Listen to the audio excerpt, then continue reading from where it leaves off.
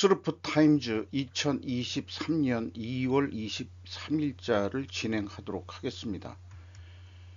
구독, 좋아요는 제게 큰 에너지를 기를 넣어주시는 게 되겠습니다. 그리고 1.5 배속을 보시면 편하실 거라고 생각이 듭니다. 세계의 공급망의 격진, 미일 유럽과 중국 러시아 분단 깊이, 블록 경제 재래도, 우크라이나 침공 1년을 즈음해서들 언론 매체에서 우크라이나 전쟁 1년을 어떤 의미들을 부여하는 기사들을 내고 있습니다. 뭐 경제 블록이라고 해서 중국과 러시아, 그 다음에 이제 그 서방 쪽에서는 미국, 일본, 그 다음에 이제 유럽, EU 이렇게 이제 대별해서 표시를 하고 있네요. 일본 시사통신에서 나온 얘기입니다. 결국 그 세계 그 공급망 서플라이 체인이라고 그러면은 그걸 망으로 해석을 다들 하는데, 서플라이 체인이라고 공급 사슬이라고도 얘기할 수도 있을 것 같은데 말이죠. 그래서 그 이 고물가가 정착이 됐다. 그 이거를 뉴노멀이라고 부른다. 이렇게 됩니다. 인플레가 계속되고 있다. 이런 얘기죠. 그리고 그 이번 그 이 5월 달에 예정돼 있나요? G7 그 회의에 그 일본이 의장국을 맡아 가지고 지금 어떤 내용들이 또 그 전개가 될지 매우 궁금합니다. 미국 피터슨 국제경제연구소의 애덤 포센 소장은 세계 경제의 분단과 인플레이션은 뉴 노멀이다라고 강조했다. 중러 갈등의 장기화에 따른 각국은 물가 인상들을 받아들일 수밖에 없는 현실에 직면하고 있다며 경종을 울렸다라는 뉴스입니다. 제목만 가져온 것 중에 뉴스 중에 하나는 코로나 사화에서 사회는 분단해서 단절로 됐다. 이런 표현들이 있고요. 누가 무슨 생각을 하고 있는지 보이지 않는 시대가 된 것 같다. 이런 연관 뉴스들이 쏟아져 나왔습니다. 푸틴의 청구서에 휘청이는 세계 경제, 탈러, 체질 개선 가속, 우크라이나전 1년, 헤럴드 경제 손미정 기자가 작성한 내용인데요. 전쟁 장기화의 불확실성 고착화, 위기의 세계 경제. 세계 경제는 더 이상 러시아가 필요치 않다. 세계 경제의 대로 의존도가 낮아지면서 전쟁으로 인한 세계 경제 불확실성이 일부 해소됐다는 낙관적 분석이 제기되는 가운데 전문가들은 여전히 전쟁이 글로벌 경제의 최대 악재이며 침체의 가능성 또한 배제할 수 없다고 경고하고 있다. 로이터 내용을 인용을 한 것 같습니다. 국내 이 손미정 기자가. 그래서 이것은 러시아의 그 가스 공급 시설이고요. 그리고 어, 이 다른 뉴스로 또 와서 우크라이나전 1년 자유 독재와 싸우다. 조선일보 파리 정철환 특파원의 보도 내용인데요. 이 자유 독재와 싸우다라는 게 이 자유민주주의 대 권위주의 독재로 그 대별을 했습니다. 대립각을 세우는 거로 신냉전으로 커지며 장기화되고 있다. 러시아의 우크라이나 침공이 오는 24일, 내일이네요. 1주년을 맞는 가운데 블라드미르 푸틴 러시아 대통령이 21일 미국과 맺은 핵무기 통제 조약인 신전략무기 감축협정 뉴 스타트의 사실상 파기를 선언했다라는 얘기입니다.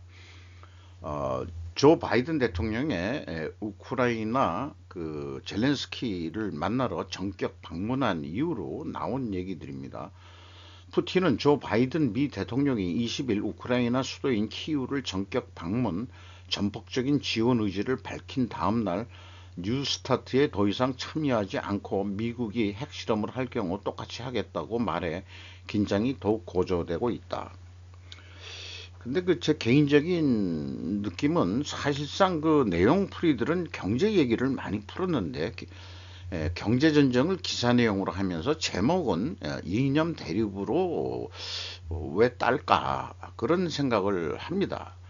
우리는 이 이념 대립이 너무 친숙해서 그런지 몰라도 오늘 뉴스에는 그 일본 측 뉴스에서도 그렇고 이념 대립이 이제는 지겹다라는 말도 나오고 있는 중입니다. 블로드미르 젤렌스키 우크라이나 대통령은 20일 조 바이든 대통령과 만난 뒤에 한 대국민 연설에서 세계 질서의 운명이 바로 지금 여기 우크라이나에서 결정되고 있다라고 말했다라고 합니다. 세계 주요국의 우크라이나 지원액이 미국이 단연 많습니다. 511.6억 달러를 이미 집행을 하고 있는 것 같습니다. 쭉 그 이 서구 EU 쪽의 나라들 또 영국도 있고 이렇게 그 많이 지원을 하고 있네요. 폴란드가 의외로 그 크게 좀 지원을 하고 있습니다. 북한의 핵무장 확대에 대한 두려움과 의문, AP 김동현, 김현진 기자의 보도 내용인데요. 북한이 대기권 진입이라는 고스트레스 환경으로부터 탄두를 보호하는 기술을 습득했는지에 대한 의문이 제기되고 있다라고 했습니다. 계속 연이은 뭐 고체형 그 미사일을 개발하고 태평양을 연습 무대로 쓰겠다라고 김여정이가 발표를 했습니다마는 북한의 최근 미사일 발사는 북한이 남한과 미국 본토에 대해 핵무기를 사용할 수 있다는 공언한 능력을 보여주는 것이다. 그 위협은 얼마나 즉각적인가? 북한이 핵폭탄을 보유하고 있다는 것은 의심의 여지가 없으며 그것은 미국 본토, 한국, 일본을 타격거리 내에 배치하는 미사일을 가지고 있다는 것이다. 아직 명확하지 않은 것은 한국이 폭탄과 미사일에 합류하는 데 필요한 까다로운 마스터를 했는지 여부이다라는 식으로 했는데 뭐 AI 번역이다 보니까 이것이 의미하는 자관 이 북한의 단거리 미사일이라든지 장사포라든지 이런 것들을 그 여기서 합류라는 원어는 제가 못 찾아봤어요. 하는데 그걸 방어할 공학이 되어 있느냐 하는 것이 이제 관점이다. 한국인 기자 입장에서 좀 쓴 내용으로 보입니다. 보아뉴스, 그 미국의 소리 뉴스에서는 미 한일 3국 외교장관 북한 규탄 제재 집행 촉구를 하는 그런 그 각자 그 세 사람이 그 어떤 메시지를 표현하는 것을 얘기를 했습니다. 그런데 이제 이런 뉴스들이 나와요. 영일동맹 잃은 쇼와 일본, 태평양 전쟁에 돌입을 했고 영화에서도 같은 길을 걸 이런 식의 표현인데요. 주일 미군 기지 사용을 거부하면 미일 동맹을 잃는다라는 경고도 주간 후지의 내용인데 요거의 그 버금가는 그 우리나라 뉴스에 있습니다. 중국의 대만 침공, 한국이 결정적 변수다. 변수다 한국이 이렇게 얘기하는데 연합뉴스 전명훈 기자입니다. 워싱턴 포스트지 전문가가 한 말을 인용해 가지고 미국 유사시 중본토 도달 가능 주한미군 보유라는 중간 제목이 따져 있고요. 국제 싱크탱크 대서양위원회의 마커스 갈로스카스 인도태평양 안보 이니셔티브 국장이라고 뭐 직함이 되게 길구만요. 한국이 명시적으로 대만을 전폭적으로 지원하겠다고 밝히는 경우 중국이 침공을 주저할 수밖에 없다는 논리로 보인다라고 워싱턴 포스트지의 그 기사 내용을 이렇게 그 해석을 했습니다. 이걸 많은 생각을 하게 돼요. 만약에 이제 만약에 대만에 이제 중국이 침략을 한다고 한다면은 뭐 주한미군이 글로 갈 수가 있으면은 남한이 공백이 생기냐? 근데 전부 가는 건 아니겠죠. 물론 제 생각에도 그런데 그러면은 이제 북한하고 대치되어 있는 남한의 경우 어 이거를 유도하는 거 아니냐? 어, 한국이 대만 전쟁에 참여하도록 그런 싱크탱크가 그런 의견을 내는 거 아니냐 이런 식인데 생각을 해보면은요 북한과 대치 상황에서도 박정희 대통령 시절 때 월남 파병을 했었죠. 그리고 주한미군이 대만에 참여 여부보다도 한국군 참여 여부는 북한과의 대치 상황이 오히려 변수일 것이다. 한국이 의사결정을 대만을 지원하겠다 하는 게 중요한 게 아니고 그것은 침묵을 하는 것이 이 정답이라고 생각을 합니다. 속내는 어떤지 몰라도요. 어, 그렇습니다. 우리는 북한하고 대치하고 있기 때문에 그런 말을 하는 것은 싱크탱크가 뭐라고 짓거리더라 하더라도 우리의 입장은 따로 있는 것이다. 라고 일단 얘기를 해야 될 것 같습니다. 실제 참전을 하더라도 말이죠. 만약에 사태 때 이런 생각을 좀 할 수 있게 되네요. 우크라이나 전쟁으로 러시아의 고립이 심화됨에 따라 한국이 기술 드라이브의 우주 경쟁에 합류한다. 블룸버그 샘킴 기자의 보도 내용인데요. 이 우크라이나 전쟁 때문에 우리나라 로켓 발사 기술이 러시아로부터 기술이 많이 들어왔었는데 자체적으로 국내 로켓 개발 프로그램을 준비하고 있다. 작년엔가 쌓아 올린 로켓이 완전히 국산 개발이 안 됐던 모양이죠. 네. 계약을 취소했다. 이렇게 돼 있고요. 러시아와의 이 계약을. 그래서 어쨌든 한국 입장에서는 첨단 기술 부분으로 고도화된 경제에 있어서는 자연스러운 단계다. 이런 얘기고요. 과학기술부에 따르면 한국의 주요 투자 분야는 위성 데이터, 항법, 의약품, 에너지, 우주와 관련된 자원 등이 포함될 것이라고 소개를 하고 있습니다. 그 우주 공간을 차지하기 위한 국가 간 경쟁이 가열되고 있기 때문에 한국 입장에서는 국가 안보에도 중요하기 때문에 그렇다. 이런 얘기고요. 그 다음에 이제 참고적으로 소형 모듈형 원자로는 원자력 발전의 미래인가 라는 질문형 제목을 따왔는데요. 오일 프라이스컴 편집입니다. 모듈러형이라는 게 이를 통해 SMR 시스템과 컴포넌트 공장에서 조립하여 하나의 유닛으로 설치 장소로 운반할 수 있다.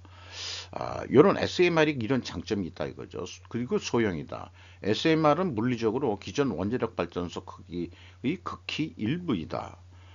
테라파워와 GE, 히다치, 너클러 에너지는 2030년까지 상용화할 SMR을 설계하기 위해 2030 몇 년인가까지를 나트리움 프로젝트를 시작했다라고 또 소개를 하고 있습니다. 그런데 의문형을 한 이유기는 소형 모듈식 원자로라 하더라도 실제로 관리 및 폐기가 필요한 핵 폐기물 양이 20, 30배 증가시키는 것으로 나타났다는 그런 보도를 하고 있습니다. 청정 에너지인데 좀 고민스럽네요. 저출산은 세상의 종말인가 뉴스위크지 일본판입니다. 제목만 따왔습니다. 인구가 적어도 높은 생활 수준을 유지하고 있는 예는 여럿 있다. 그 다음에 인구 감소를 이민과 AI에서 보완할 수 있는가? 라는 미래 예측적인 기사 제목인데요. 뭐 이게 좀 제 표현인데 조금 너무 물리적인 표현이라서 좀 뭐 결례일 수도 있습니다만은 인간한테 인구도 소품종 대량 생산 시대에서 다품종 소량 생산 시대로 적응 중 아닐까라는 비유를 해보게 됩니다. 우리 이 전후 세대 베이비 부모 세대 때는 산업 인력이 엄청 많이 필요해가지고 일자리도 많이 생겼었습니다만은 경제가 고도화되고 성숙 경제로 들었으면은 일자리가 그만큼 잘 안 생긴다는 얘기거든요. 그러면은 어떻게 적응해서 살 거냐? 그러면은 자연스럽게 다품종 소량 생산 시대로 적응하는 거 아니냐? 인간도 그런 생각을 해보게 됩니다. 여기에서 다품종이라면은 우리나라가 이 소품종 우리나라끼리 이 결혼하는 거에서 이제는 뭐 전 세계적인 이렇게 국제 결혼들이 많이들 발생을 하고 있죠. 기왕이면은 서양인들하고 많이 이 결혼을 하면은 좀 더 2세들이 더 이쁜 애들이 태어날 거라고 믿습니다. 백인하고 혼혈하는 게 좀 더 바람직하지 않겠느냐 이런 생각도 있습니다. 중국은 빼고요. 중국은 안 됩니다. 중국인 여성이 오키나와의 무인도의 주인의 무방비 너무 상황을 외무성은 바꿀 생각 나시. 이 나시라는 게 없다 이런 건데 이렇게 그냥 번역을 해버리네요. 데일리 신조. 죄송합니다. 일본은 노가드다. 외무성의 마음은 없다. 일본의 노가드 상태를 바꾸려면 정부나 관공서가 상당한 에너지를 쏟을 각오를 보일 필요가 있다는 것이다.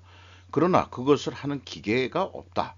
이전의 문제로 위기감마저 주시 연발의 정부는 없는 듯 보인다. 근데 일본 내에서 어떤 학자들도 중국의 일본 땅 투자가 좀 문제시 돼야 되는 거 아니냐. 전 세계적으로 중국인들이 이 땅들을 사고 있는데 요거 오키나와의 무인도다 이거죠. 그게 중국인인데 그게 이 일본의 어떤 여성이라고 아니 중국의 여성이라고 그러지만은 뭔 돈으로 이 무인도의 50% 이상을 샀는지 무인도를 뭔가 정치적인 이유가 없고서는 그런 일이 있을 수 있겠느냐 이런 얘기죠. 여기 무인도에다가 나중에 뭘 설치하려는지 오키나와에 미군 공군 기지가 있죠. 그런 거를 감안하면은 그렇습니다. 아까 소형 원자로에 대한 문제점을 얘기했는데 이제 미국의 하원 의원인 모양이에요. 이 바이런 도널드라는 사람이 원자력은 경제적으로 입증된 녹색 에너지 원천이다. 그래서 쭉 설명을 하고 있습니다. 그리고 이 친환경 에너지라고 해서 바람과 태양광만을 중심으로 하는 에너지 글리드에 집착하지만 이것은 거짓된 환상이다. 이렇게 이제 주장을 하고 있고요. 궁극적으로 우리는 미래의 에너지와 관련된 결정을 정치가 아닌 논리와 객관적 사실에 근거해야 됩니다. 그래서 이 바이런 도널드라는 미국 하원 의원이 말하는 이 논리는 용량 개수라는 건데요. 원자력은 24시간 365일 풀가동할 수 있다는 거고요. 둘째, 베이스 로드와 불일치가 중요한 에너지 차이인데 원자력은 계속 최대 용량으로 거의 연속적으로 작동하는 거에 반면에 간헐적 에너지원은 바람과 태양이죠. 이게 자연현상 때문에 지속적으로 발전이 어렵다. 뭐 이런 얘기거든요. 요거를 좀 문자를 써서 이 사람이 이 얘기를 했는데 언젠가도 이런 유사한 기고를 한 것으로 알고 있습니다. 흑인 국회의원으로서 떡대가 좋군요. 딱 보니까 얼굴도 그렇고. 시 주석 러시아 방문 발표. 자, 요것도 바이든 대통령의 우크라이나 전격 방문에 뒤따른 건데 야후 파이낸스에서 이거를 어, 기사를 냈어요. 그래서 미중 관계는 러시아의 우크라이나 침공과 수차례 외교 방문으로 이번 주에 초점이 맞춰지고 있다. 그 이제 바이든 대통령이 만났고 계속 지원할 걸 약속했는데 그러나 이제 시진핑 국가주석이 봄 중에 이번 그 봄에 푸틴 러시아 대통령과 회담을 계획하고 있다고 알려졌다. 이렇게 되어 있습니다. 아직 공식화된 건 아닌 것 같긴 하네요. 그리고 이런 것은 중국이 러시아에 대한 외교적 지원을 계속하고 있음을 보여준다. 이렇게 소개를 하고 있습니다. 정상회담에 대한 보고는 특히 미 국방부 고위 관리가 지난주 대만을 방문했고 이번 주 하원 의원을 포함한 초당적인 미국 대표단의 소규모 대표단이 이 대만섬, 민주섬을 방문하면서 고조되고 있는 미중 긴장과도 일치한다. 뭐 토니 곤잘레스와 로 칸나라는 이 말하자면은 그 기자의 또 추가적으로 뭔가 좀 그 기사에 참여한 것 같습니다. 요건 뭐 전에 만났던 것 같은데 2022년 2월 4일 중국 베이징에서 만나가지고 얘기하는 이 러시아와 시진핑 푸틴과 시진핑의 이게 뭐 서로 합성이 아니겠죠? 서로 쳐다보는 게 맞나? 그런 것 같은데. 네. 우크라이나 침공 전 국민이 지지, 푸틴 씨가 관제 집회했다. 요게 시사통신, 일본 시사통신 거인데, 이게 집회를 열어가지고 22일 모스크바의 경기장에서 열린 관제 행사 무대에 등장한 미르 푸틴 러시아 대통령. 젤렌스키도 이 앞자 글씨를, 성이 아니죠. 이름이겠죠. 블라드미루하고 똑같은 것 같은데 걔네들 사실상 이름은 같아요. 뭐 푸틴이 있고 젤렌스키가 있지 블라도미르 뭐 다르게도 얘기하면 비슷한 것 같습니다. 콘서트를 같은 형태로 해가지고 관제 집회를 열었는데 국민 모두가 우크라이나 군사작전을 지지하고 있다고 주장했다. 다음 23일은 과거 붉은 군대 기념일로 현재도 조국 방위자의 날로 축하받고 있다.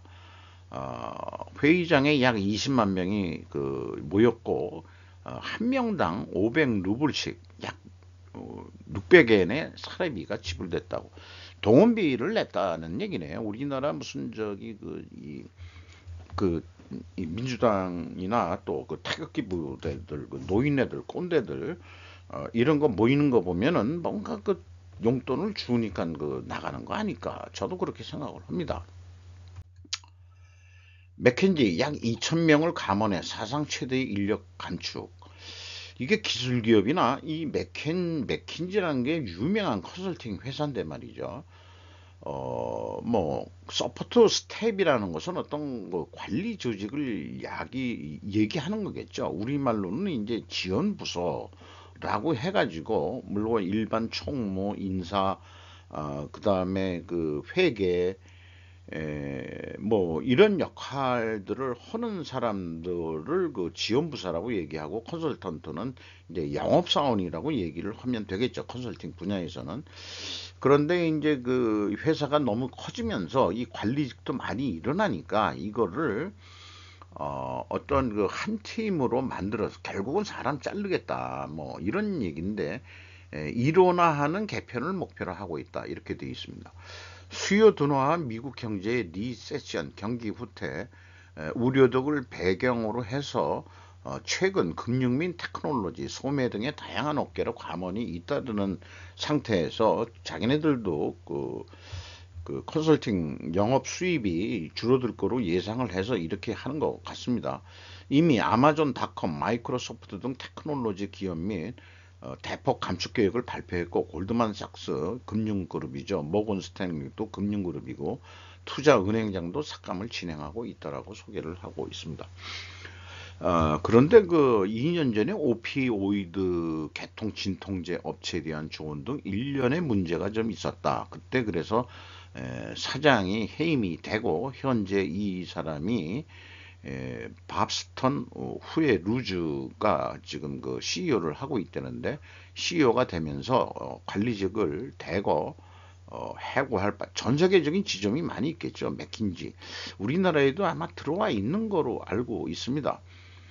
컨설팅 시장도 거의 미국이 독식을 하고 있고, 우리나라 컨설팅 회사라고 뭐 있기는 한데, 유명한 컨설팅 회사들은 별로 회계법인이 뭐 일부 하고 있다고 그러지만, 컨설팅만을 전문으로 하는 그런 국내 토종 컨설팅 회사는 다들 거의 뭐 유명무실한 거로 알고 있습니다.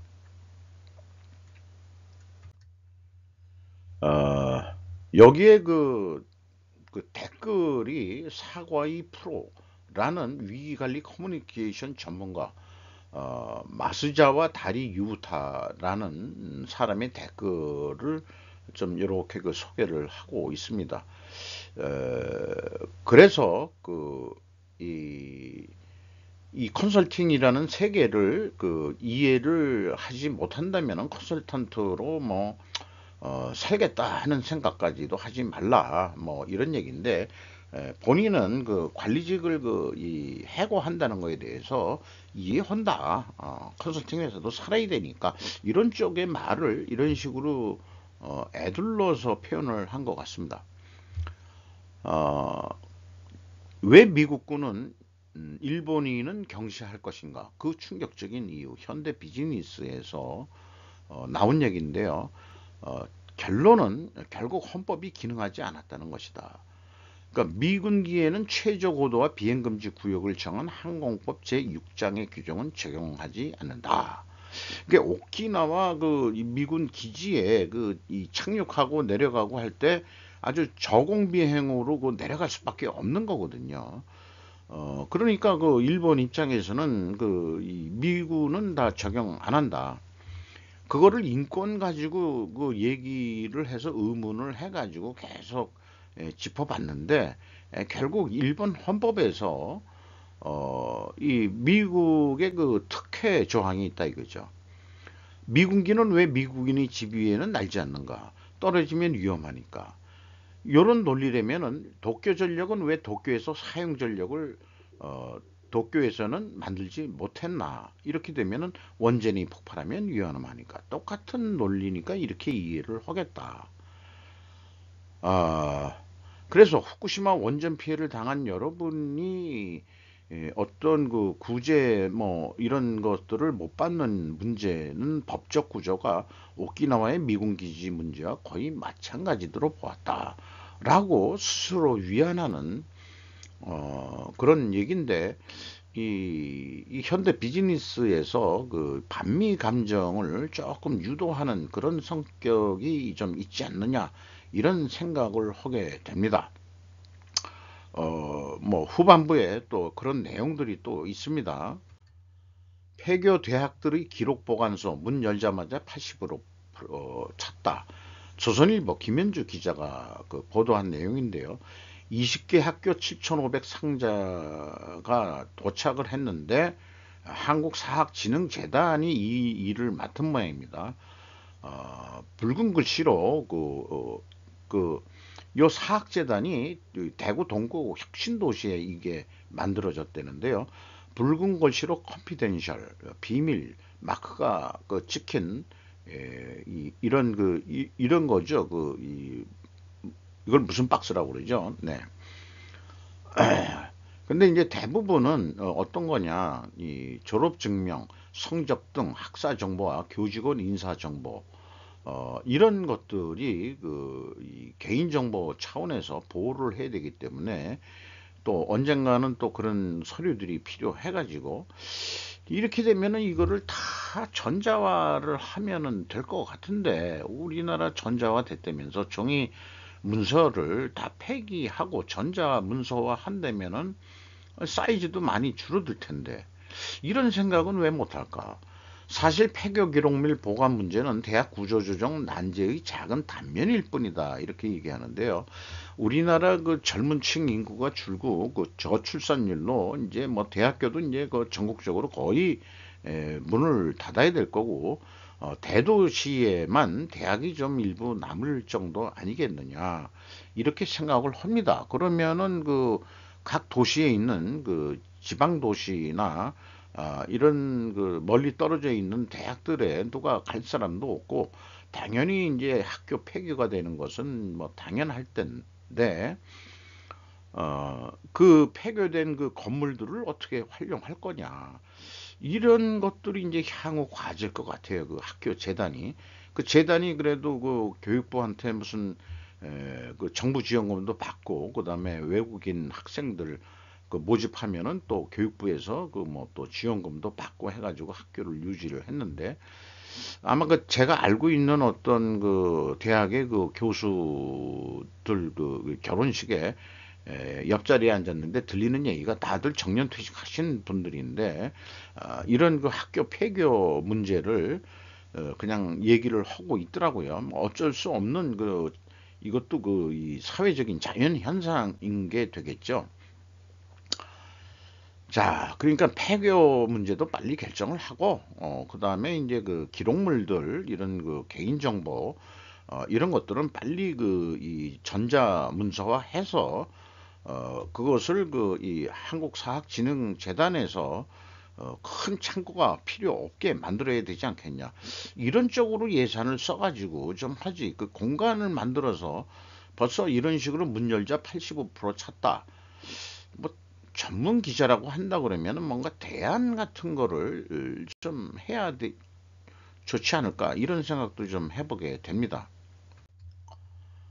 삼겹살에 소주 한 잔도 옛말, 경기 침체 우려의 금리 인상 일단 멈췄다. 해럴드 경제 성현진 김현경 기자의 보도 내용인데요. 현재 3.5%인데 2023년도에 일단 동결하겠다, 이렇게 얘기됐고요.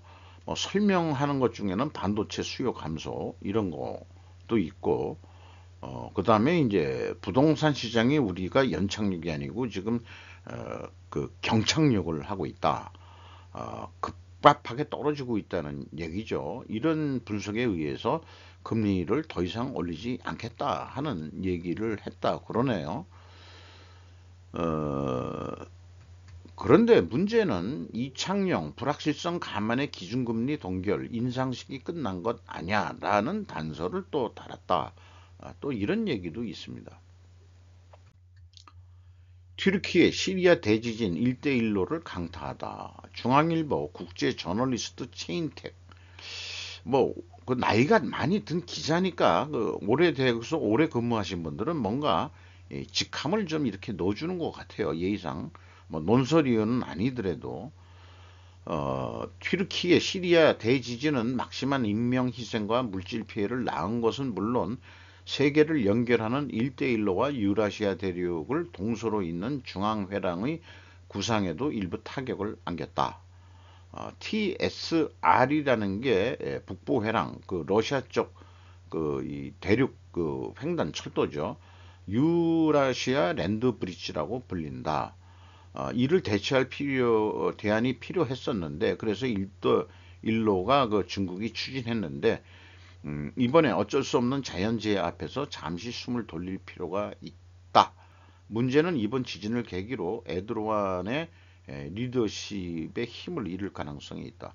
이것은 이제 러시아 횡단 열차 이런 걸 타고서 유라시아를 한번 구경도 해보고 싶은 생각도 있는데, 젊은 유튜버들이 뭐 이런 경험들을 좀 쌓고 있는 유튜브 방송을 좀 본 게 있습니다. 그런데 그 와중에 또 타지키스탄 중국 접경 지역서 규모 7.2 지진이 또 발생했다. 그 피해 사항은 어떻게 나오는지 모르겠습니다만 도시가 아닌 것 같아요. 다행히. 요게 이제 그 중국의 그 카스 지구라고 돼 있고, 이 타지키스탄 티지크 국립공원이 그 중간에 그 국경에 있는 것 같네요.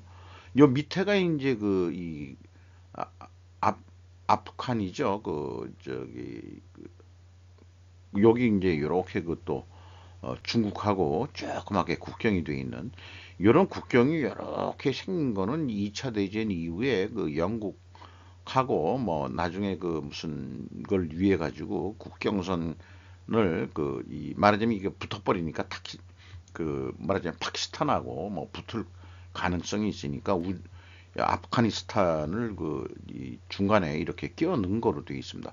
어쨌든 아프가니스탄하고 중국하고도 국경은 이렇게 연결이 되어 있습니다. 그 위에가 타지키스탄이라고 조그만 나라로 되어 있네요. 키르기즈스탄, 우즈베키스탄. 그래서 전에 언제 한번 얘기했지만 스탄자가 들어가는 나라는 우리나라하고 어원이 동일합니다. 우리나라는 땅이라고 그러지만은 훈민정음에 나와 있는 표기 방법은 시옷 디귿 쌍자음이에요. 시당. 발음을 할 때 옛날에 땅을 지금처럼 땅이라고 이렇게 얘기 안 하고 땅을 스당 이렇게 얘기했답니다. 그러니까 이제 중앙아시아 쪽에서 발음은 우리가 저기 소리 글자, 소리 문자다 보니까 이 딴 중앙아시아 쪽에선 스탄 그런 거로 봐서 이 사람들이 이제 옛날엔 다 유목 쪽으로 살았던 나라들인데 이제 왕정이나 뭐 이런 게 생기면서 이제 유목을 하지 못하고 이렇게 나라들이 이렇게 서구나 뭐 이런 거에 영향으로 인해 가지고 이렇게 고정이 돼서 살고 있는 거죠. 다들 유목민의 후예들이라고 봅니다. 스탕 붙은 나라들이. 여기 사마르칸트도 있는데 사마르칸트 거리가 우리나라에 있어요. 을지로 유가. 거기에 사마르칸트 주식회사라고 해가지고 이 우즈베키스탄 음식 양꼬치 이런 거를 먹을 수 있는 동네가 또 있습니다. 자관 7.2 강진이 발생했는데 진원의 깊이는 10km로 발표됐다. 아마 뭐 피해 터키처럼 그런 피해는 크게 없는 거로 좀 보여요. 유럽 최초 VFX 스튜디오 더밀 한국 상륙 중앙플러스 에디터 민경원 에디터가 작성한 건데요. 면담한 내용입니다. 조지 맨델 CEO하고 알렉스 슈나이더 CSO가 뭐의 약자인지 모르겠네. 근데 이 회사가 글로벌 VFX라는 게 비주얼 이펙트 시각 특수 효과로 히트를 쳐가지고 더밀이라는 데가 서울에 둥지를 틀었는데 이게 이제 강남구 논현동에 사무실이 있는 모양이에요. 영국에서 시작해가지고 1990년에 유럽, 파리, 베를린, 독일이죠. 암스테르담, 네덜란드, 미국, 뉴욕, 로스앤젤레스, 시카고 등으로 활동 영역을 넓힌 더밀이 지난해 작년 말 11월에 서울에 10번째 스튜디오를 개관한 것. 어이구, 이거 큰일 났네. 우리나라 광고 업계가 크게 이제 지장을 받겠네요. 1년에 광고만 3천여 편을 제작한다. 이야, 대단합니다. 이거 글로벌 또 글로벌이라기보다도 이제 외국 이게 이 세계 무역 서비스업까지 다 개방하는 입장이기 때문에 돈이 될 것 같으니까 이제 들어오는 거죠. 정확 그렇습니다.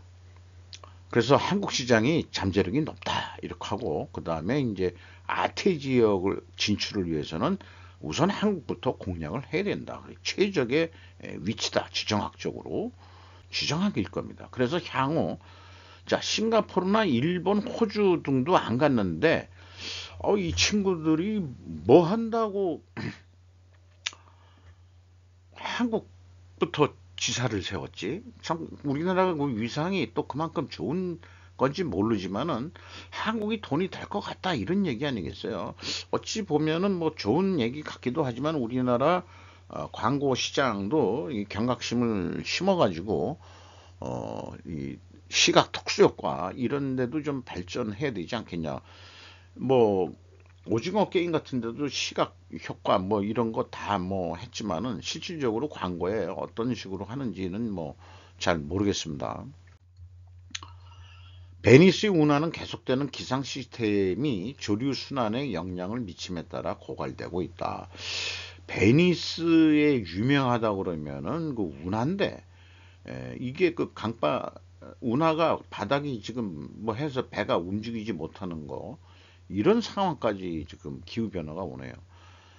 U2 조종사가 중국 스파이 풍선과 함께 이 셀카를 찍었다. 정말 놀라요. 라는 제목의 기사인데 미국 국방부가 공식 공개한 사진이 있는데 이 스파이 풍선이란 게 요 밑에 보면은 태양광 패널로 그 동력으로 움직이게 되어 있는 건지 아니면은 이게 뭐 감시 장치인지 뭐 잘 모르겠습니다만은 이거를 미사일을 쏴가지고 폭파했다는 거 아니에요. 기관총으로 쏴도 이게 안 터지나? 기관총으로 쏴도 충분할 텐데 자건 어쨌든 떨어뜨렸습니다. 미국에서 계속해서.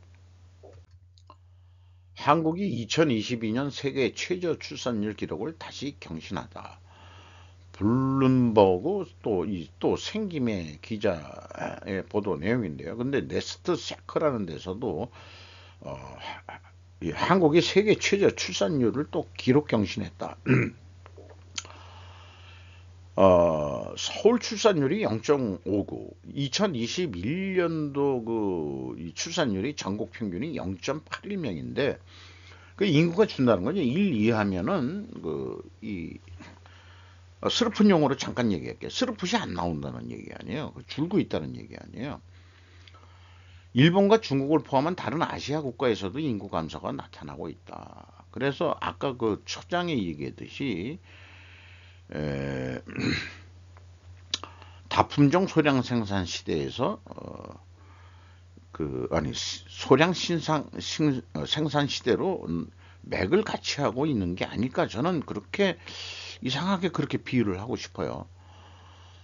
이런 왜 애기들을 안 낳고 결혼도 좀 늦게 하고 그러냐 그러면은 직장 문화, 증가하는 생활비, 결혼과 성평등에 대한 태도 변화, 또 젊은 세대들 사이에 증가하는 환멸 뭐 이런 게 있다고 그러는데 글쎄 뭐 어느 정도 이해는 합니다만은 또 거기다가 암울한 고용시장, 비싼 주택, 그 부동산 가격이 아파트 가격이 떨어져야 될 이유도 분명히 있어요. 그 집을 남자가 결혼할 때 집은 있어야 그래도 여자들이 시집 올 거 아닌가 하는 생각이 있거든요. 사회적 불평등의 불확실성, 사회적 불평등 이거 참 이게 이제 과제죠, 과제. 이게 후반부에 또 이런 얘기들을 소개하는 게 있습니다. 또 애기 키우는 비용도 많이 든다. 육아 비용이 뭐 하니까 애 낳고 그냥 그 오피스텔 같은 데서 남녀 둘이 젊은 남녀들이 육체적 본능은 숨길 수 없는 거니까 그것도 성적인 그 욕구는 또 해결을 뭐 해야 되는 거지만은 아기는 안 낳겠다. 뭐 그런 거로 되어 있는 것 같고요. 중국도 그렇지만은 그 가부장적인 문화, 뭐 한중일이 거의 뭐 이런 역사들이 왔었죠. 그래서 최근에 그 여성 뭐 이런 거에 대한 것들을 그 좌파 쪽에서 많이 이슈화하고 있는데 저는 그러면 그럴수록 또 애기들을 더 안 낳을 거라고 봅니다. 그러니까 어, 남녀 평등 주장하는 거는 일견 옳은 얘기예요, 당연히. 근데 그 결과는 애를 안 낳더라. 그럼 뭐 때문에 그걸 남녀 평등을 주장하는 거지? 뭐 또 이런 엉뚱한 생각을 또 하게 됩니다.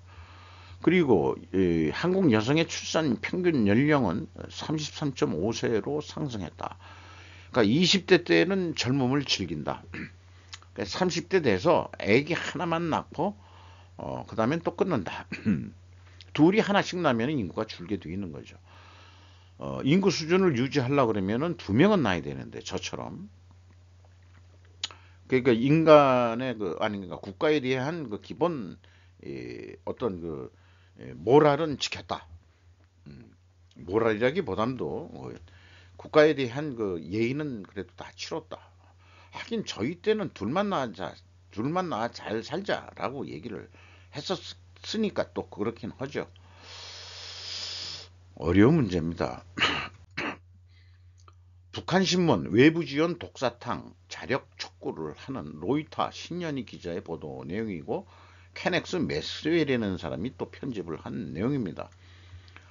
뭐 이런 걸 가지고 이제 주체사상이라고 그러는 거죠. 이거는 읽어볼만 합니다. 북한의 관영신문은 수요일 식량 부족에 대처하기 위해 외부 원조에 의존하는 것은 독이 든 사탕을 먹는 것과 같을 것이라고 말하면서 제재와 코로나 바이러스의 봉쇄로 인해 어려움을 겪고 있음에도 불구하고 경제적 자립을 촉구했다. 고난의 행군을 계속하겠다. 홍수와 태풍, 핵과 미사일 프로그램 억제를 위한 국제사회의 제재, 국경 폐쇄와 코비드19 봉쇄로 중국과의 무역이 급감하면서 이 고립된 국가는 최근 식량난에 시달리고 있다는 것이다. 대부분의 유엔기구와 서방 구호 단체들은 이후로 북한을 떠났고 중국은 외부 식량 지원에 몇 안 되는 자원 중 하나로 남아 있다라고 얘기를 했습니다. 이런 상태에서 외부 지원이라는 건 중국까지 포함하는 거겠죠. 그래서 제 생각에는 요걸 얘기하기 전에 노동당 기관지 노동신문은 논평을 통해 원조를 수권국을 약탈하고 복속시키는 함정으로 삼아 내부 정치에 간섭하는 제국주의자들로부터 경제적 도움을 받지 말라고 경고했다. 일견 북한에서 그렇게 얘기하면은 미국이나 뭐 일본 뭐 이런 데를 지칭하는 것 같지만 요 문맥으로 봐서는 북한의 중국의 간섭에서 벗어나야 한다는 논조로 읽을 수도 있는 거 아니냐라는 생각을 해보게 됩니다. 그러니까 식량을 원조한다, 뭐 한다, 지원해준다 하는 의미로 북한을 그 시진핑의 이 동작대로 허수아비 만들려는 그런 거에 당연히 우리는 그런 거 안 한다라는 얘기로도 해석이 되는 것 같아요. 그렇지 않을까요? 지능이 높고 아마도 무적의 슈퍼 돼지들이 미국을 침략하고 있다.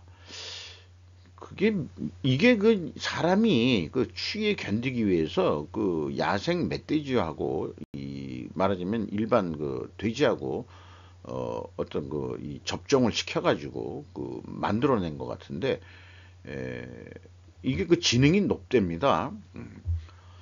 그래서 이게 그 추위에 그 견디기 위해서 캐나다에서 했는데 슈퍼 돼지가 미국 북부 남쪽으로 이동하기 시작했다. 그러니까 이제 먹을 걸 찾아서 돼지들은 토종 야생 동물에게 위협이 되고 근절하기 어려울 수도 있다. 돼지들이 확산은 최근에야 증가했다. 원래 잡종 돼지가 더 크게 자라고 캐나다의 추운 기온에 견딜 수 있도록 교배된 것이 약 20년 전인데 시장 가격의 하락으로 인해 일본 농부들은 잡종 돼지를 안 키우고 그냥 방목에 죽든지 말든지 했는데 이게 야생화가 됐다 이거죠. 그 인간이 만들어낸 그 잡종 돼지가. 야생 돼지는 무엇이든지 먹는다. 그들은 봄에 많은 양의 고슬림과 오리들을 먹어치운다. 그들은 흰꼬리 사슴을 심지어 어른도 잡을 수 있다.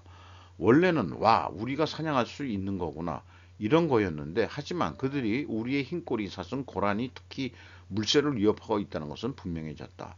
농작물 피해는 말할 것도 없다. 잡식이니까. 이 단점은 멧돼지가 사냥할 수 있는 종으로서 떤 이점보다도 크다라는 건데요. 이걸 왜 단점으로 얘기했는지 모르지만 그 사냥 시즌에 이 멧돼지를 잡으려고 그러는데 이 긴 내용이 있습니다만 이놈이 머리가 좋아가지고 냄새가 안 풍기게 하고 그 다음에 뭐 어떤 또 뭐 그런 걸 사냥 시즌이 되고 하면 그런 걸 알아서 뭐 집단적으로 이동을 하고 그 다음에 이제 숨고 이런 그 전략까지 이게 그 멧돼지들이 그 구사를 한답니다. 눈동자는 그 사람 눈동자처럼 아주 곱상하게 생겼는데 참 세상이 이렇습니다. 그래서 어쨌든 슈퍼 돼지를 잡아서 한국으로 삼겹살과 족발 등을 좀 싸게 좀 수출 좀 해주소. 우리나라 그 돼지 고기도 비싸가지고 이제는 먹기가 어려우니까 삼겹살도 그렇고 이런 멧돼지를 잡아서 어, 잡아야 될 필요가 있어요. 한국을 위해서 한국인들 삼겹살을 먹어야 되니까 그러니까 잡아가지고 좀 한국에 수출하시기 바랍니다. 도요타 20년 만에 최대 임금 인상 요구 수용. 로이터 시라키 막기와 야마미츠 에이미 기자의 보도 내용인데요. 이게 도요타 그 본사에서 그 마당에서 시위를 그 이게 그 사무복이니까 와이셔츠 입고 이 한국처럼 이 빨간 띠를 두르지 않죠. 흰 띠를 둘렀네요. 그러니까 거리 나가서 뭐 하고 뭐 그따위 짓들은 안 하죠. 그 이 도요타 같은 데서는 도요타 자동차 노조원들이 도요타 본사에서 연례 슌토라고 했는데 우리말로 이제 춘투죠. 임금 협상을 위한 집회 중 구호를 외치며 주목을 지켜들고 있다. 그래서 그대로 그 5% 인상을 그 요구를 동의했다고 한다. 도요타가.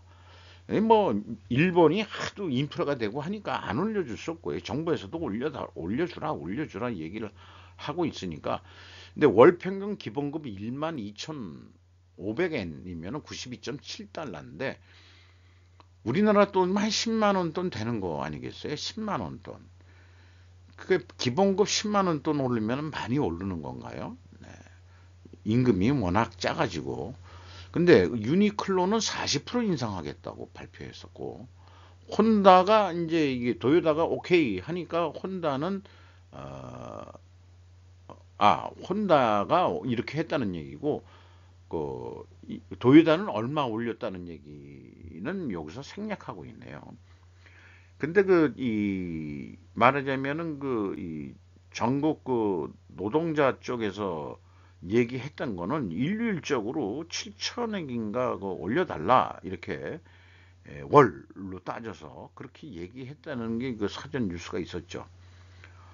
어, 비디오 게임 닌텐도도 기본급을 10% 인상할 계획이라고 밝혔다. 1달러는 134.85엔으로 되어 있는데 이게 많이 그 이 일본 엔화 가치가 또 떨어진 것도 있죠. 그러니까 안 올릴 수는 없을 겁니다. 항상 우리나라 기자 이름이 나오면 편집은 외국인들이 하는데 거꾸로 이거는 기자들이 그 이 일본인 아니에요. 그랬더니 편집인 중에는 김창만이라고 우리나라 또 그 사람이 또 편집자로 또 들어가 있네요. 세 사람이 다 그 검토를 해가지고 그 기사 내용을 신중하게 지금 편집해서 보도하고 있다. 이런 면들이 좀 특이하게 다 이렇게 참여한 사람들을 다 이렇게 밝히고 언론 보도 내용이 누구 단독 그다음에 무슨 기자 한 사람 이런 거로 안 하는 거는 보도 내용을 그만큼 신중히 하겠다는 거를 로이터는 보여주고 있는 거죠. 인도의 외무장관은 억만장자가 아다니 파산이 모디 총리를 약화시킬 거라고 말한 후 조지 소로스를 나이 많고 부자이며 고집불통이며 위험한 인물이라고 비난했다. 포춘지 프라타나 프라카시 기자의 보도 내용인데요.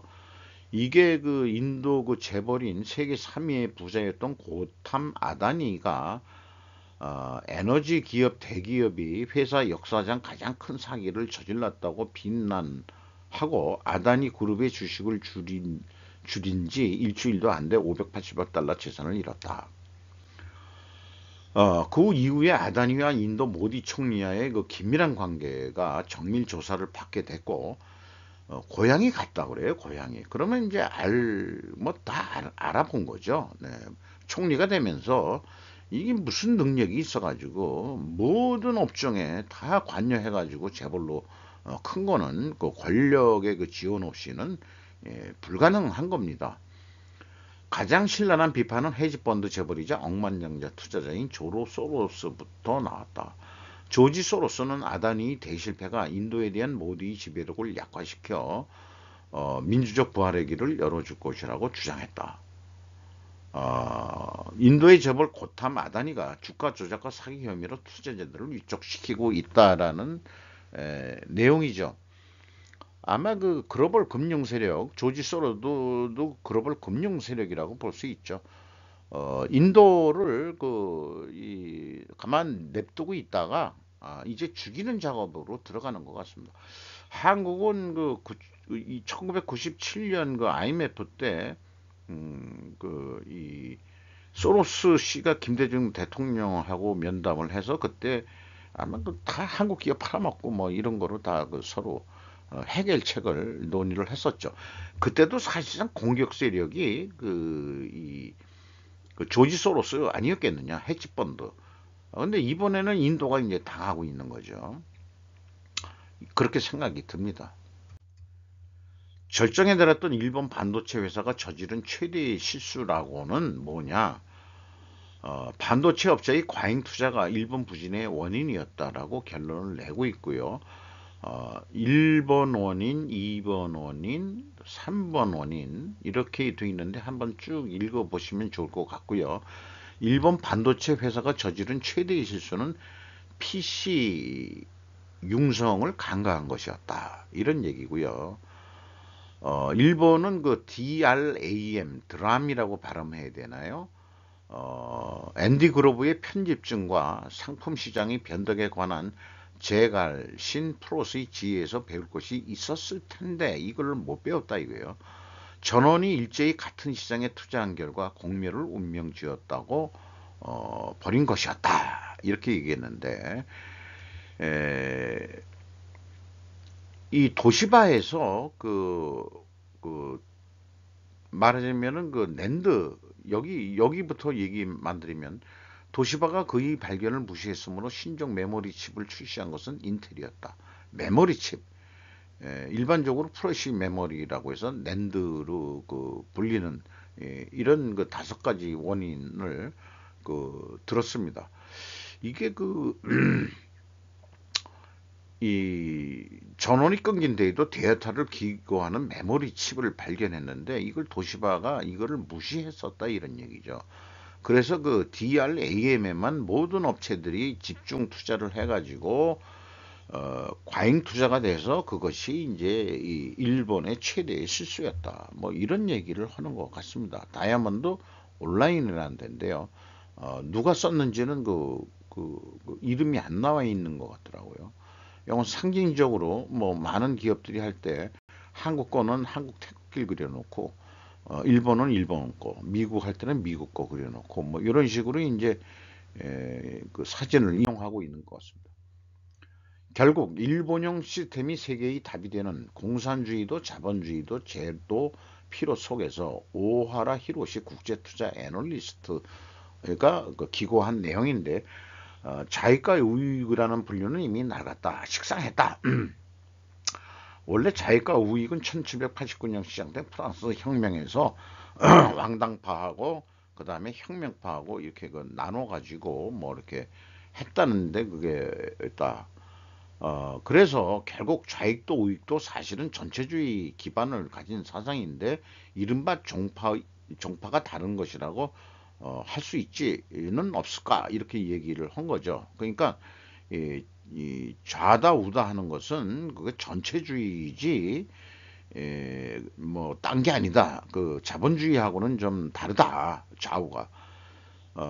그 중국에서 개혁 개방하지 않았느냐. 그 전체주의면서도 그 자본주의는 복지국가로 갔는데 에, 하나는 지난해 8월 26일 공개 보조금 지원금은 고맙지만 틀림없이 인플레이션을 가속시키고 만다. 어, 복지국가로 하더라도 모두 정부가 인플레이션을 가속시키고 있다 해서 말한 것처럼 유권자들이 원하는 복지를 뿌림으로써 그 복지를 마련할 재정이 각국에서는 없었다. 그러니까 돈을 찍어내서 이런 식의 얘기하는 게 이게 또 좀 안 좋다. 그러면은 어떻게 하면 좋겠냐. 선심에 따른 복지국가에는 지속 가능성이 없다는 점이다. 국제인이 글로벌인들이 글로벌 금융이라고 얘기해도 되겠고요. 글로벌 산업자본이라고 얘기를 해보죠.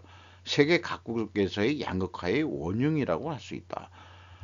매우 지금 그 자본주의 금융, 자본, 산업, 글로벌 산업자본과 글로벌 금융자본을 지금 매우 비판하고 있는 거죠. 그러면은 일본의 답은 뭐냐? 일본의 시스템이 답인가? 자기네들은 일본의 이 성공했던 그 신화를 지금 믿고 있고, 미국식의 룰이 한계에 왔다. 지금 일본 품질의 배경에 있는 정신성을 깨닫는다의 보수는 돈뿐만 아니라 미소와 감사이다. 뭐 인본주의가 중요한 게 아니냐 이런 얘기 같기도 하고요. 일본 국제인이 요구하는 것은 최적지 생산, 그저 돈만 벌려는 자본의 논리로만 해가지고는 이 소득 그 양극화가 일어나고 이런 거에서 사회가 결국은 불안해지고 그런 거 아니냐. 그렇다고 해서 그 공산주의, 사회주의, 아니 공산주의가 답은 아니라고 얘기하는 거고요. 일본은 세계에서 가장 성공한 사회주의 국가로 명명을 했습니다. 이 기고자가 개인의 존중과 전체 최적, 이거 두 가지를 다 해야 된다. 최대 다수의 최대 행복. 이거는 독일 비스마르크가 했던 거 아닌가요? 균형은 미묘하게 균형을 잃었다는 것이다. 대란에서 국가 시스템이 흔들린다. 우리는 이미 역사적 대전환을 겪고 있다. 그 중에서 좌익, 우익, 공산주의, 자본주의 대부분의 것이 옛체제이며 버블로 곽강을 받은 것의 그 후 버린 일본식 사회주의야말로 세계를 구한다는 것이 아니냐. 영광이여 다시 한 번이라는 얘기 같은데 그거를 그 일본식 사회주의로 명명을 하고 있습니다. 일본인이 그 당시에는 자신이 다 중산층이로 알았고 그리고 그 1억이 총 중산층이다라는 말이 유행했었다. 실제로 일본에서 상급 국민, 상류층이라는 것은 존재하지 않았고 지극히 평등한 사회였다.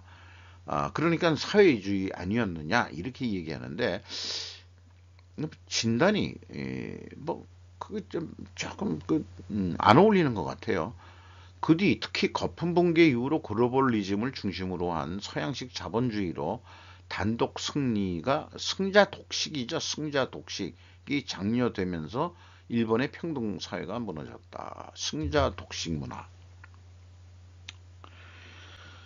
자, 그래서 이런 게 이제 그 경영 쪽에서 그 얘기하는 건데요. 제약이론 경영을 제가 배웠습니다만은 제약이론 경영은 전체 최적화에 있습니다. 부분 최적이 아니고 부분 최적은 원가 회계가 유도하는 거고 전체 최적은 이제 그 제약 경영 이론이 그 회사의 전체 최적을 위해서 해야 된다. 그런데 일본한테 배운 게 있긴 있어요. 자, 기업은 지속적인 성장도 해야 되고 또 안정성도 가져가야 된다는 얘기예요. 이 두 가지 그래프가 다 같이 필요합니다. 기업은. 그런데 이 안정을 하기 위해서는 화가 필요하다. 와. 일본 발음으로는 와죠. 이거를 영어로 하모니라고 얘기하는데 이것도 그 인본주의가 조금 들어간 거예요. 그러니까 이 제약이론 경영이 또 거듭해서 계속 진화하면서 이런 그래프로 기업이 나중에 나가야 된다. 그게 국가도 그렇죠. 국가의 이익은 계속 성장을 해야 되고 그 다음에 경제적으로 안정은 계속 돼야 된다. 기업 하나하나가 이렇게 된다면 국가가 그렇게 될 수 있다고 저희는 믿습니다. 그런데 일본한테 배울 게 있다 그러면 와 일본식의 와와 여기에서 얘기하는 우리말로 이제 화하고는 약간 개념이 틀린다고 할 수 있겠어요. 일본식 와는 사실은 신분 계급 제도에서 사무라이는 사무라이대로 자기 직분에 충성하고 상인은 상인대로 자기 직분에 충성하고 그러니까 뭐 1500년 된 뭐 업이 있고 그걸 자랑스럽게 얘기하는데 일본이 그 계급 사회였기 때문에 그렇다. 저는 그렇게 그 진단을 합니다.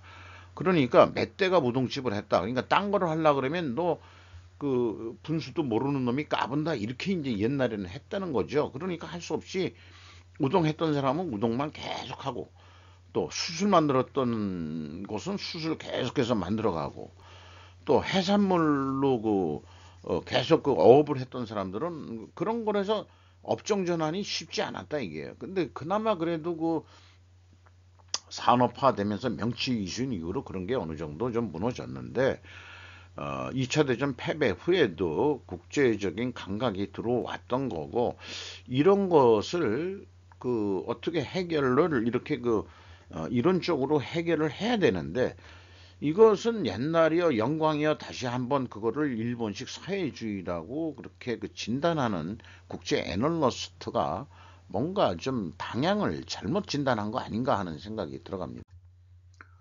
이제 독일에 뒤질 것 같아. GDP 일본 사이 추락을 막기에는 노동자의 이동이 관건이라는 전문가 프레시라는 건데, 자, 일본이 경제 대국 2위였다가 미국한테 한 방 먹고서 잃어버린 30년으로 떨어졌고, 그래서 3위로 밀렸는데 조만간 이제 그 독일한테도 뒤지고 이제 4위로 떨어진다. 이런 예측 기사입니다.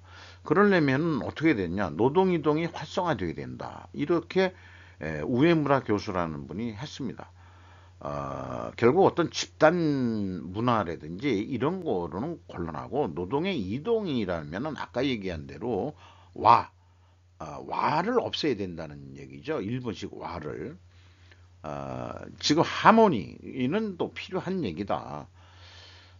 그래서 결국 하고 싶은 일을 하고 그 결과 나라도 풍부해진다는 거죠.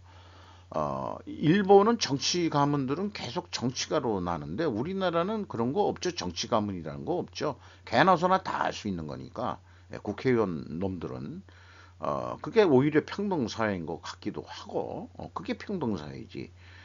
자기 신분을 갖다가 이 업그레이드 할 수 있는, 뭐 범법자들도 다 그 국회의원 해먹으려고 그러고, 우리나라는 참 이 다이내믹 코리아라고 얘기할 수 있겠습니다. 한국은. 노동 환경을 먼저 선진국 수준으로 필요하다는데 업종도 그렇다 이게요. 업종도 그렇다 이게요. 그리고 정치인들도 몇 대가 해먹었다 이런 거보다는 5년마다 그냥 갈아치우고 4년마다 갈아치우고, 나도 한번 국회의원 해보자. 너만 해먹냐 나도 해먹자. 중요한 것은 관료들이, 그 전문 관료들이 꽉 그 사회에 대한 인식을 가지고 국가에 대한 사명감을 가지고 일을 해주셔야 정치하는 애들하고 좀 호흡을 맞춰서 좀 할 수 있지 않겠냐, 이렇게 생각이 들어갑니다.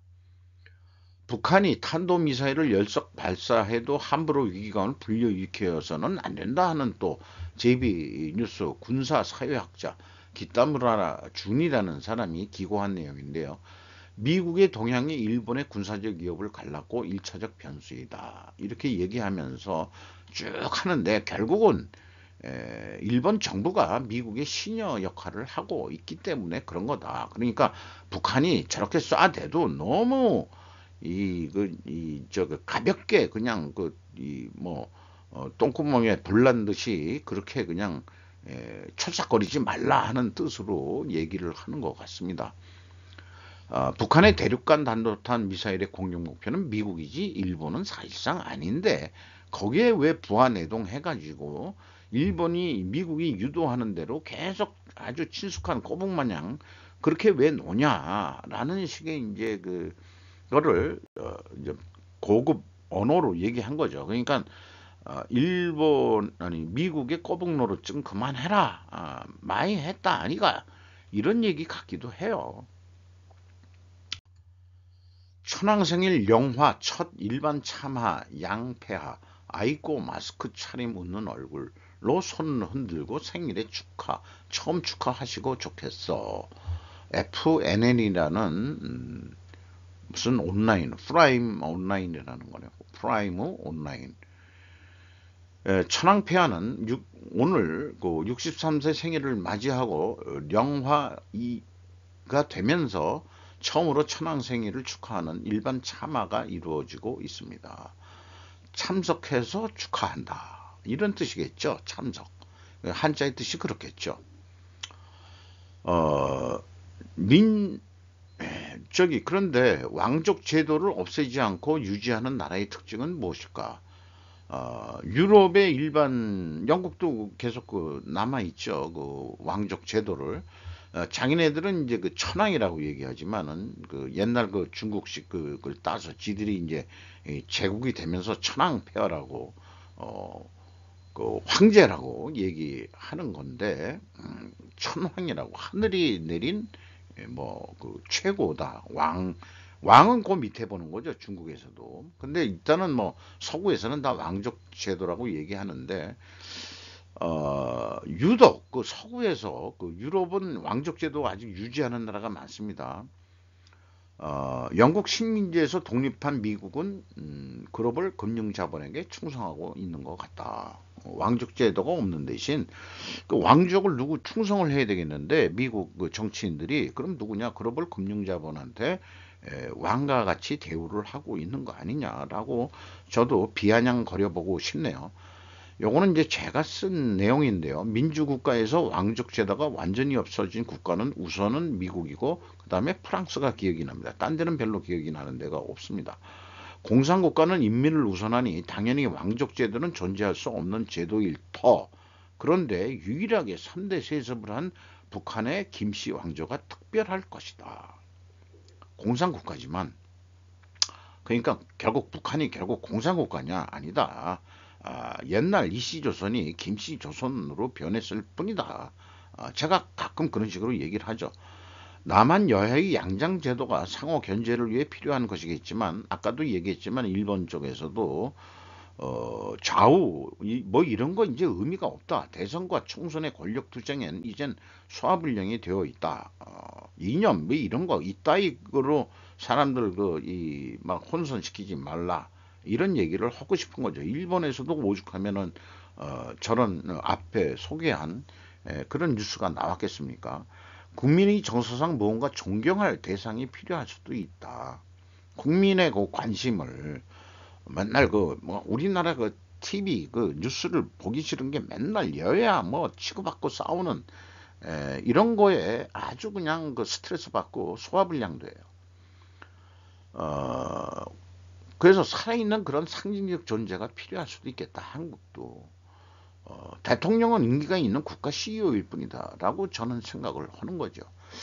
그 우리나라도 국민들이 좀 존경할 만한 어떤 그런 그 살아있는 상징적인 어떤 존재들이 좀 필요하지 않겠냐. 뭐 이승만을 뭐 숭상한다 이런 거는 이제 그건 아니다 이게요. 어떤 그 그래서 그런 생각도 좀 든다 이런 얘기입니다. 그래서 이거하고 연결해서 한 2월 20일에 제가 그 소개한 내용인데요. 주군을 위해 목숨을 바치는 사무라이 정신은 완전히 사라졌는가? 왜 일본은 이렇게 왜곡된 것인지 절대로 미군의 사카라에 없다. 일본의 비극 해가지고 또 현대 비즈니스라는 데가 상당히 좀 강성스럽게 그 언론 보도를 하고 있는 데 같아요. 일본에는 국민은 물론 국무총리나 관료도 잘 모른다. 아내 법칙이 존재하고 있다. 아내 법칙이란 게 이제 뭐 이면 매뉴얼이라고 밑에 가서 얘기하고 있는데 이게 이제 그 패전을 하면서 일본과 미국 정부 사이에 군사상의 미략의 기원을 두고 있다. 강점기 5년 동안 지배를 했죠. 미국 그 유엔 미국 사령부가 그때 메가더가 이제 5년간은 사실은 그 일본의 일본의 이제 이 국가 원수를 한 거나 마찬가지죠. 그 메가더가 그때 다 꾸며놨어요. 이렇게 그 일본을 그 지배하는 논리들을 자기네가 떠나더라도 미국이 떠나더라도 거기에 이제 그 연원이 있다 이거죠. 그래서 미일 합동위원회 이런 게 있는데 이게 이제 그 실태를 하면은 일본의 권력 구조를 이해할 수 있고 뭐 그렇게 되는 거다. 그래서 이것도 그거 소개한 건데 레인메이커가 찾아와서 평화를 이룬다. 레인메이커가 이제 그 영화 내용을 보면은 미국이라는 거죠. 그런데 이제 미국 그 영화 자본에 의해서 49인이 무사, 그 주군을 위해서 그 상대 그 적을 살해하는 그런 거기 때문에 그 당시 이 막부 정권에서는 그런 거를 죽으면은 다들 또 사형을 당하게 돼 있기 때문에 이 사람들이 말하자면은 다 이 자결을 합니다. 할복 자살을 하는데 근데 한 두 사람이 그 살아남아요. 우리가 한 일을 전해줄 그런 사람 하나하고 그 다음에 이제 그 첩의 딸을 키워달라는 부탁을 받은 하급 무사가 나오는 얘기가 이제 40인의 무사의 그런 얘기가 있고 라스트 사무라이 톰 크루즈가 나왔던 거 이런 게 왜 만들어졌을까? 그런 게 현대판 사무라이 정신은 일본 제국이 태평양 전쟁으로 완전히 미국에 패하면서 이어져 오고 있다고 가정해 볼 수 있다. 그 가정은 검증을 해야 되는데 일본 정치인들이 하는 꼴을 보면은 그게 입증이 된다 이 말이죠.